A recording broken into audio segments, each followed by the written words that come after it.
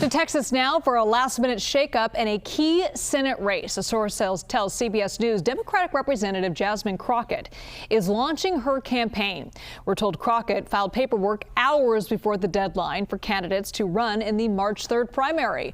Now, this all comes as Democrat Colin Allred announced he is dropping out instead of running for a newly drawn congressional seat in the House. Let's bring in CBS News reporter Shawna Mizelle live for us now from Dallas.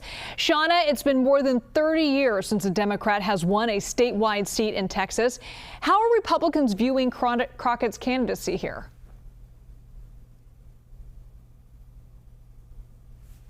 Since a Democrat has won a statewide race here in the state of Texas, so Crockett certainly has a tall task ahead of her. We are expecting her to take the stage behind us in about 30 more minutes Central Time, but Republicans are really excited about her jumping into this race because they see Crockett as a progressive candidate. They see her as someone that will be vulnerable, and a lot of them have been coming out and making statements in the hours since Crockett filed that candidacy paperwork.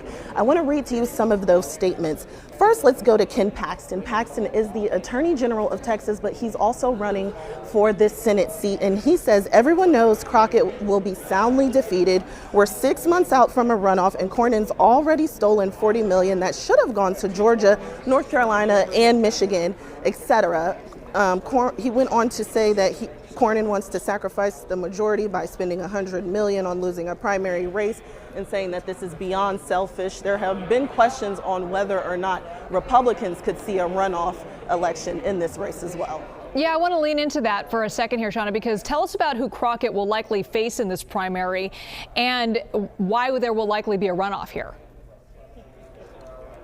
Well, if you asked me that question a few days ago, the answer would have been completely different. A few days ago, you had Colin Allred still in the race, but he actually dropped out as Jasmine Crockett was going through this process, mulling whether or not she was going to run for Senate. Colin Allred dropped out, so you still have James Talarico.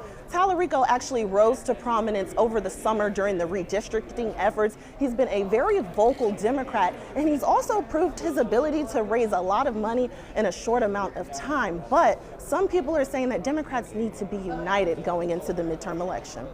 Shawna Mizelle, always great to see you. Thanks so much.